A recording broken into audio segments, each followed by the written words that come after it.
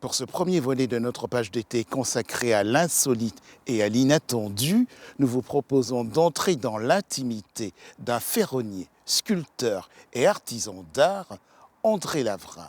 Le reportage de Marion Tact et Laurent Amblard.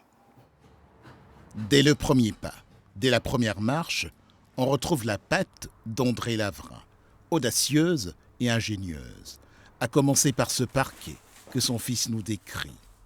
J'ai vu mon père réaliser ce parquet.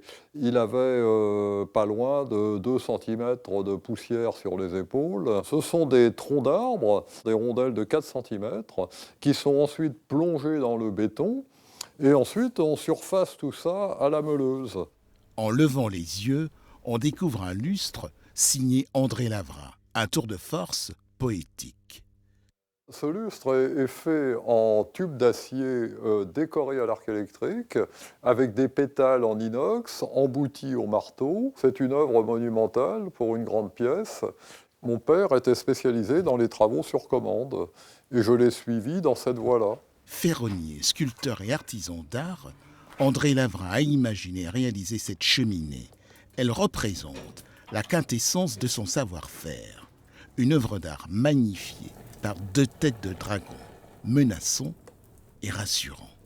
Quand la cheminée est bien chaude, les dragons vomissent de l'air chaud dans toute la maison et ça réchauffe la pièce, naturellement. Tout l'ensemble est décoré à la soudure grâce au procédé que mon père avait mis au point dans les années 60. La hotte doit être à plus de 500 kg. C'est très très lourd. Très très lourd, c'est de la tôle de 4 mm sur laquelle il a rajouté de l'épaisseur. Donc épaisseur plus épaisseur, on arrive à des poids prohibitifs. C'est une pièce unique, une pièce totalement unique, comme toutes les créations d'André Lavrin. André Lavrin, c'est cet homme, une tête de marin-pêcheur, une force de la nature, tour à tour, saltimbanque et propriétaire d'un cirque. Mon père a toujours été fasciné par les équilibristes et donc il a fait un acrobate en équilibre d'un bras qui portait un parapluie lumineux pour se rappeler les bons souvenirs du cirque. Dans cette maison, chaque objet prolonge sa présence. Décédé en 2010 à 89 ans, André Lavrin laisse derrière lui une œuvre foisonnante, éclectique. Après ce reportage, nous retrouvons notre invité, François Lavrin, qui nous accueille dans sa galerie. Cette galerie a appartenu à votre père avant d'être la vôtre. Et vous lui avez réservé ce coin qui est en quelque sorte un hôtel. Est-ce que je me trompe? Absolument pas, parce que donc, le fondateur de la galerie donc, était mon père, et j'ai voulu que les visiteurs puissent découvrir l'art qui était le fondement de cet établissement. Vous allez pouvoir nous présenter quelques-unes de ces œuvres qui sont conservées comme des reliques. Absolument, absolument. Enfin, ce sont des reliques parlantes qui évoquent un petit peu ses débuts tumultueux. Ici, bon, c'est un homme qui est enlisé dans les marais parce que mon père a eu pas mal de problèmes donc, à l'origine.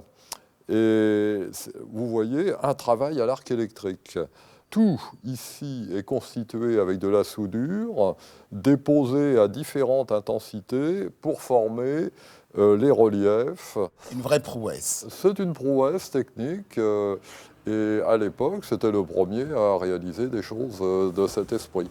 On ne peut pas quitter cet endroit qui est un hôtel sans le portrait du... Ah là, c'est le portrait du fondateur, un homme charismatique et chaleureux, donc le portrait de mon père, réalisé par Joël Michelot. On voit bien le côté ombrageux et généreux du personnage.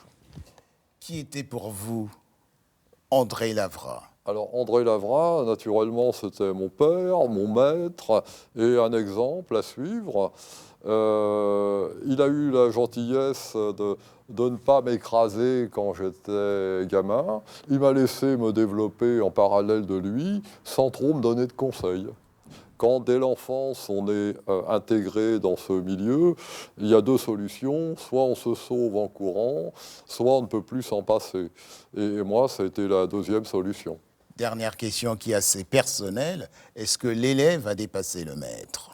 L'élève n'a pas dépassé le maître, on a suivi deux chemins parallèles, il m'a laissé développer ma personnalité et moi j'ai toujours un immense respect pour le grand artiste qu'il a été.